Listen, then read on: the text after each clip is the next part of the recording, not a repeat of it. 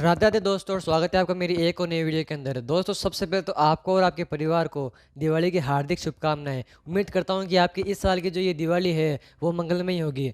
दोस्तों, अब अपन बात करते हैं कि ये दिवाली को जो है एग्जैक्टली क्यों सेलिब्रेट किया जाता है। दोस्तों, आपने वाल्मीकि रामायण तो ज़रूर पढ़ी होगी। अगर आपने ये नहीं भी पढ़ी है तो आपको ये तो पता होगा कि ये ना श्री राम जी और सीता जी और ये लक्ष्मण जी जो है 19 साल के लिए वनवास के अंदर ये चले जाते हैं, और वह वनवास पे अंदर जो रावण है वो सीता जी का अपहरण कर लेता है। और राम जी जो है श्रीलंका के अंदर रावण के पास में हनुमान जी को भेजते हैं कि वो जो है अच्छे अच्छे से जो है हमारी सीता जी को अपने वहाँ से विदा कर ले, अन्यथा जो है इसके कारण होगा युद्ध।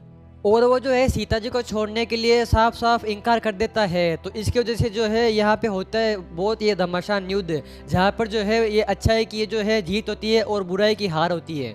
और इसी को देख के जो है हम हर साल जो है ये रावण का पुतला जरूर जलाते हैं कि बुराई की जो है अच्छाई के ऊपर जीत होती है। दोस्तों, ये कहानी जो है सुनने में आपको बहुत ही इजी लगती होगी और सिंपल लगती होगी, बट ये इजी तो बिल्कुल ही नहीं है। इसके पीछे जो है एक बहुत बड़ी स्टोरी है दोस्तों।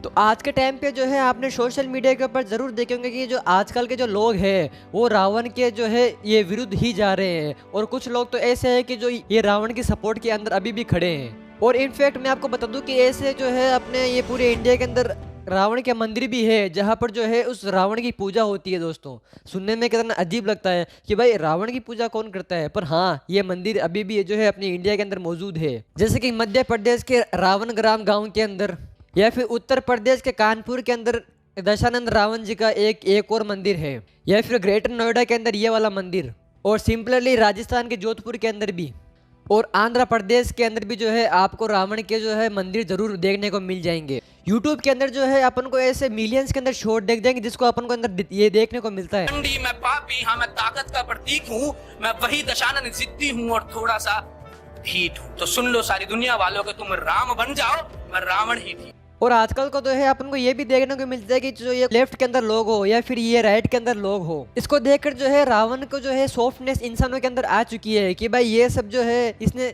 ऐसा क्यों किया होगा, कि भाई ये रावण इतना भी ये बुरा इंसान नहीं था। कुछ लोग जो है इसको देखकर बहुत ज्यादा ह्यूमैनिटी भी दिखाते हैं कि भाई ऐसा तो ये रावण बिल्कुल ही नहीं था, यानी जो है रावण तो बुरा बिल्कुल ही नहीं था। और अब जो है अपन बात करते हैं कि रावण के जो तीसरा भाई है विभीषण, इनका जो केस है वो इससे भी ज्यादा रोमांचक है दोस्तों। उनको जो है हर जगह से हेट मिलता है, उनको जो है एक ये गद्दार ये साबित कर दिया गया है हर जगह से। और दोस्तों, आपने ये तो है कहावत जरूर सुनी होगी कि घर का बेदी लंका ढाए। और एक विभीषण जी का एक ये गाना भी है गुलजार चंदीवाला के द्वारा जो है ये इसको लिखा गया है। इसमें जो है मेन लाइन ये थी कि बेड़ियों की नहीं थी औकात, विभीषण जैसे दोस्तों ने मेरी लंका जला दी। तो दोस्तों, आप मुझे एक बार एक चीज सोच के बताइए कि ये जो है कौन से लेसन हुए हैं जो कि इसको जो है ये रामायण से कंपेयर किया जा रहा है। क्या विभीषण जो है सच में इतनी हेट ये डिफिजन करता है? क्या रावण जो है सच में अच्छाई वाला आदमी था? तो आज के इस दिवाली स्पेशल वीडियो के अंदर आइए दोस्तों आपको जो है जानने की कोशिश करते हैं।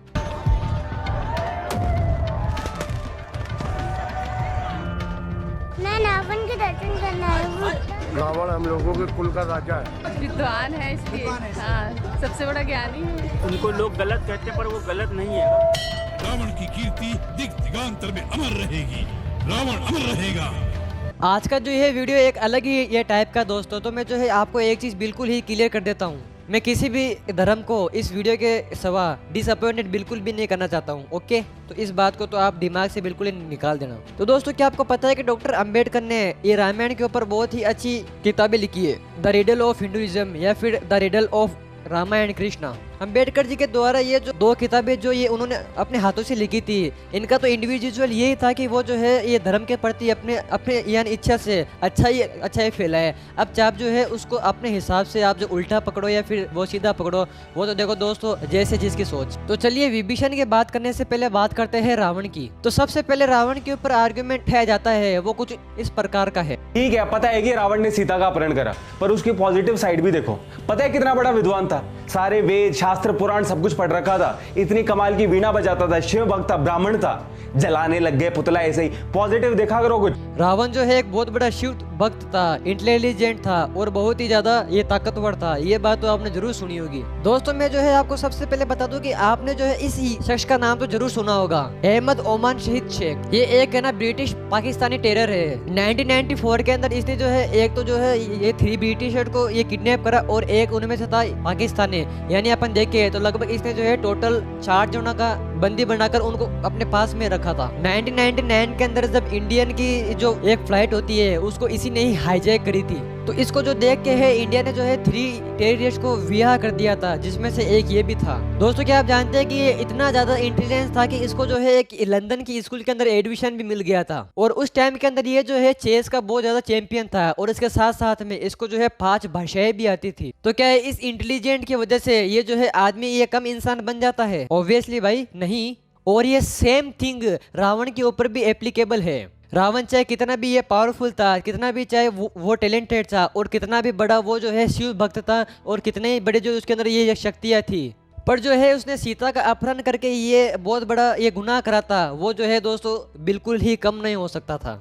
और इसके पीछे जो है रावण मारीच की मौत के पीछे भी पड़ा हुआ था। उसने मारीच से ये कहा था कि यार तू देख, तू मेरी जो है सीता का अपहरण करने में हेल्प कर दे, अन्यथा मैं तुझको मार डालूंगा। पर लेकिन मारीच के पास में कुछ ऑप्शन नहीं बचने था, पर उसने ये सोचा था कि हाँ मैं जो है श्री राम जी के हाथों से मरना प्रीफर करूंगा। पर लेकिन सीता जी को बचाने के लिए जो है वहाँ पे जटायु जी भी आते हैं, पर आपको पता था कि रावण भाई कितना शक्तिशाली था, पर वहाँ पे जो है ये जटायु जी को अपने प्राण गंवाने पड़ गए थे। रावण जो है एक शिव भक्त था, तो इसका मतलब ये नहीं कि उसने जो ये कारनामा करा है तो उसको जो है माफी जरूर मिल जाएगी, ऐसा तो नहीं हो सकता था। कुछ लोग कहते हैं कि रावण जो है एक ब्राह्मण व्यक्ति था और ब्राह्मणों के जो संस्कार होते हैं वो बहुत ज्यादा अच्छे होते हैं, पर लेकिन ये किस तरीके के संस्कार हुए कि जो है उसने एक औरत को डिसअपॉइंटेड कर दिया था। दोस्तों आप मुझे ये बताइए कि इस दुनिया में के अंदर आज भी ऐसा क्या है कि लोग जो है उनकी आइडेंटिटी देखकर उनको अच्छा या बुरा साबित कर देते हैं कि हाँ भाई ये जो व्यक्ति है ये मेरी ये कास्ट से है, मेरे ही धर्म से है, मैं जिसकी मैं पूजा करता हूँ तो ये व्यक्ति भी उसी की ही पूजा करता है।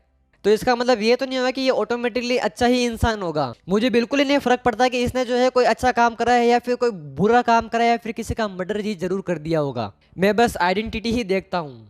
तो रावण जी के जो है यही नहीं थे ये दुष्कर्म, बल्कि जो है उत्तराखंड के अंदर भी रावण के जो है कई ऐसे हत्याकांड के बारे में आप लोगों को बताया गया है। तो आपको जो है सिंपली जरूर पता होगा कि भाई जब ये राम जी और सीता जी अयोध्या वापस आ जाते हैं तो वहां पर जो है रामायण खत्म हो जाती है। तो कुछ ये किताबों के अंदर जो है आपको अलग ही चैप्टर मिलेगा उत्तराखंड करके, जिसके अंदर जो है श्री राम जी के अंदर बहुत बड़े उत्तेजन ही लगाए जाते हैं। पहला एक्शन उनके ऊपर ये लगाया जाता है कि उन्होंने जो है सीता का जो है उनको बाहर निकाल दिया गया था और उनको जो है वनवास भेज दिया गया था, यानी जंगलों के अंदर भेज दिया गया था। और दूसरा उसने जो है शंभू को मार दिया था जो कि एक लोअर कास्ट का व्यक्ति था। कुछ लोग ये भी बोलते हैं कि ये जो उत्तराखंड था ये एक लेटर एडिशन था, ये एक कुछ ही नहीं था बस और सिर्फ एडिशन ही था। इसको जो है ओरिजिनल रामायण का पास कंसिडर बिल्कुल ही नहीं किया जा सकता था। दोस्तों अगर अपन मान ही लेते हैं कि भाई उत्तराखंड एकदम सही है, अपन सिर्फ मान लेते हैं, तो भाई राम जी का तो इसके तो ये बिल्कुल ही कम है ये गुना। रावण के तो भाई बहुत सारे है गुना, वो तो ऊपर हाई चला जाता है। फिर तो रावण ने जो है अपने हाफ ब्रदर कुबेर जी के ऊपर हमला करा और उनकी लंका और उनका जो है ये पुष्पक विमान उनसे छीन लिया था। और फिर जो है रावण ने कुबेर जी के पीस मैसेजर को भी मार दिया था और फिर राक्षसों ने जो है उसकी डेड बॉडी को खाया था। और ऐसे भी सुनना आता है कि जहाँ पे ये साधु संत यज्ञ कर रहे थे वहां पर ये रावण गया और उनका जो है उनको मार के उनका खून पी लिया।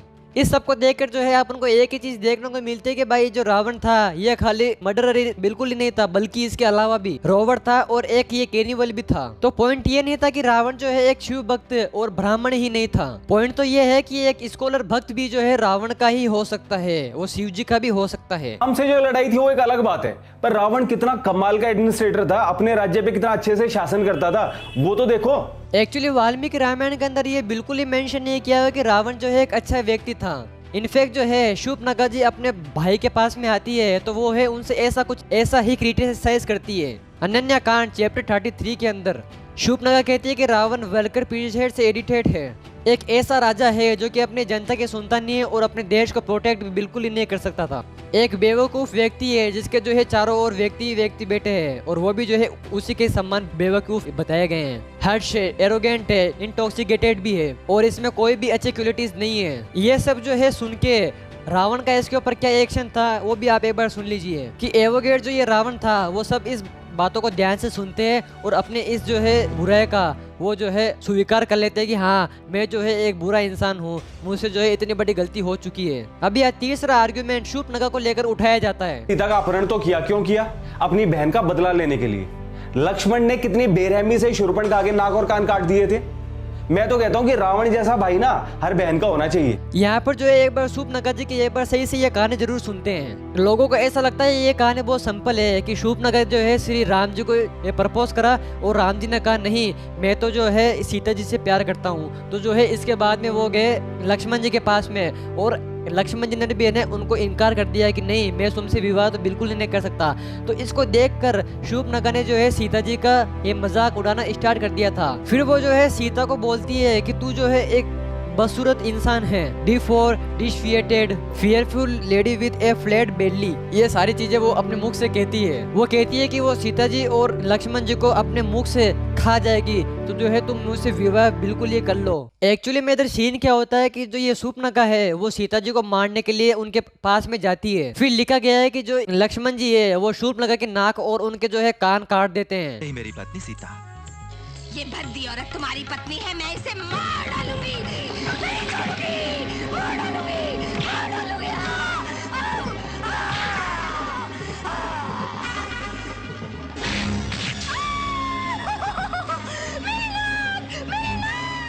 कुछ लोगों की सोच ऐसी बोलती है कि एक आदमी के द्वारा औरत को मारा गया है, पर लेकिन इस जेंडर को अपन बिल्कुल ही उल्टा कर दे कि आपकी जो है वाइफ को मारने के लिए कोई दूसरा इंसान आ रहा है, फिर जो है उसके नाक को अपन ये काट देते हैं, तो शायद ये जो है बिल्कुल सही होगा। पर लेकिन इससे भी इम्पोर्टेंट क्वेश्चन ये है कि जो है इसी बदले के लिए रावण ने जो है सीता जी का वध किया था। पर लेकिन भाई मेन पॉइंट तो ये बनता है कि रावण ने जो है इसी बात को लेकर सीता जी का अपहरण किया था, क्योंकि वो जो है अपने बहन का रिवेंज ले रहा था। और इसका जवाब दोस्तों फिर से जो है वाल्मीकि रामायण के अंदर मेंशन किया हुआ है। शूर्पणखा जो है रावण के पास में आती है और वो ये कभी नहीं कहती कि मेरा जो है मेरे को बदला चाहिए। इस टाइम शूर्पणखा जो है वो रावण जी से कहती है कि देखो ये कितनी अच्छी औरत है और ये कितनी सुंदर औरत है कि जिससे आज के पहले इसका ऐसा बिल्कुल ही नहीं देखा गया है। पर वो जो है झूठ बोलती है रावण जी से कि वो जो है सीता को लेकर आने की कोशिश कर रही थी और इसी वजह से जो है लक्ष्मण जी ने उसके नाक काट दी। और वो उसको सामने से जाकर ये भिड़काती भी है कि हाँ कि तुम अगर जो सीता को अपनी ये पत्नी बनना चाहते हो तो श्री राम को जाकर मार दो। तो अगर अपन इसकी ये बातों के अगर अपन सुने और इसकी बातों के अगर अपन ध्यान दे तो बिल्कुल ही रिवेंज का तो यहाँ पर हुई नहीं है भाई, बात ही नहीं हुई है यहाँ पर तो। और एक फाइनल आर्ग्यूमेंट उठाई जाती है कि श्री रावण जी ने कभी भी किसी के साथ में छेड़खानी बिल्कुल ही नहीं करी थी। रावण ने सीता का अपहरण तो करा, पर कितने इज्जत सम्मान से रखा, कुछ भी जबरदस्ती तो नहीं करी। इस चैप्टर की जो है मैं डिटेल के अंदर बिल्कुल नहीं जाऊंगा, क्योंकि जो है आप चैप्टर नंबर 49 और 52 के अंदर ये पढ़े तो आपको जो है क्लियरली मेंशन वहाँ पे दिखेगा कि भाई जो है रावण जी ने सीता के साथ में क्या क्या किया था और क्या क्या नहीं किया था। सुंदरकांड चैप्टर नंबर 22 और श्लोक 8 और 9। रावण के द्वारा सीता जी को जो है एक धमकी दी जाती है कि अगर तुम 2 महीने के ये अंतर्गत मेरे पास में नहीं आई तो तुमको जो है इसकी ये सजा देंगे और तुमको जो है ये किचन के अंदर जाकर तुमको उबाल के हम तुमको ये खा जाएंगे। और किसी भी एंगल से भाई ये कोई अच्छा व्यू आपको दिखता है क्या भाई कि हाँ कि रावण एक अच्छा इंसान था? आप एक बार खुद सोच के देखिए। रावण जो है एक जीता जागता बुराई का सिंबल है, क्योंकि उसने जो है अपनी जिंदगी के अंदर बुरे ही बुरे काम किए हैं और कई आसपास के लोगों ने जो है उसको समझाने की कोशिश भी करी थी। सिर्फ विभीषण ही नहीं बल्कि कुंभकर्ण जी को भी ऐसा लगता था कि रावण जो है अब हद से ज्यादा गलत काम करने लग गया है। युद्ध कांड चैप्टर नंबर 63। दुष्कर्म करने वालों का ये पतन जरूर होता है और तुम्हारे पाप की सजा भी तुम्हें जल्द ही दी जाएगी। तो भाइयों आप एक बार खुद सोच के देखिए कि रावण के भाइयों को भी ऐसा स्टार्ट हो गया था कि भाई ये रावण है वो गलत काम कर रहा है, तो जो है क्यों आज के टाइम पे लोग उसकी ये साइड में हैं? आप मुझे ये बताइए। हर बहन को रावण जैसा भाई चाहिए। सब बालकन की जितनी बाइक कार हैं बच्चे पे सब पे रावण लिखा हुआ साइकिलन पे। और रावण एक बहुत महान विद्वान था। बिल्कुल रावण ने कोई बुरा काम नहीं करा है, नहीं किया। और अगर बुरा करता तो माता सीता को ले जाकर अशोक वाटिका में क्यों बैठा? तो अब जो है अपन भाइयों की बात करते हैं तो सवाल आता है कुंभकर्ण और विभीषण का। आपको नहीं लगता कि ये जो है ये कॉमन सेंस वाली ये बात है कि आपका जो भाई है वो अगर आपको कर रहा है और आप भी जो है उसके साथ में इन्वॉल्व हो रहे हो तो ये कानूनी अपराध है। अच्छा तुम हो कुंभकर्ण, लंका के सबसे बलशाली योद्धा, अब ये हनुमान तुमसे युद्ध करेगा। और कानून की आंखों में जो है आप भी उतने ही ज्यादा क्रिमिनल कहलाओ जाओगे। और ये कुंभकर्ण को पता होने के बाद में भी उसने जो है इस जंग के अंदर हिस्सा लिया है। तो अब फाइनली अपन आते हैं विभीषण जी के ऊपर। तो विभीषण जी का जो ये केस है वो जो है काफी ज्यादा सिंपल नहीं है, बल्कि बहुत ज्यादा हार्ड भी दिखाया गया है अपन को। और हमको जो है रोजमर्रा की जिंदगी के अंदर ऐसे केस बिल्कुल ही देखने को मिलते हैं। और कुछ फिल्मों के अंदर भी अपन को ऐसा दिखाया जाता है कि भाई किस आदमी ने जो है अपने वो बदल लिया है, वो भी जो है अच्छाई के रास्ते पे चलने लगे हैं, तो उनको जो है अच्छा ही साबित किया जाता है। कुछ लोग ये भी बोलते हैं कि कुछ लोग ये भी बोलते हैं कि ये जो विभीषण था इसने जो है अपने भाई के साथ में धोखा किया था। तो भाई धोखा करना तो बिल्कुल ही जायज है कि उसका जो भाई है वो बिल्कुल गलत काम कर रहा था। और जो भी व्यक्ति आज के टाइम के अंदर वो गलत काम करता है तो उसकी जो है उसको ये सजा जरूर मिलती जाती है। और ऐसा भी हुआ, उसको जो है श्री राम जी के द्वारा उसको सजा दी गई और सजा में उसको मिली मौत। तो दोस्तों यही था आज की इस वीडियो के अंदर। दोस्तों आपको जो है इस वीडियो से क्या अच्छी वाली बातें सीखने को मिलती है, मुझे एक बार जो है आप कमेंट में जरूर बताइएगा। तो दोस्तों आज जो है आपको दिवाली के ऊपर आपको जो है घर में पूजा भी करनी है और आपको जो है पटाखे भी जलाने हैं। दोस्तों मैं मिलता हूँ इसके नेक्स्ट वीडियो के अंदर, तब तक के लिए जय हिंद, जय भारत, जय श्री राम।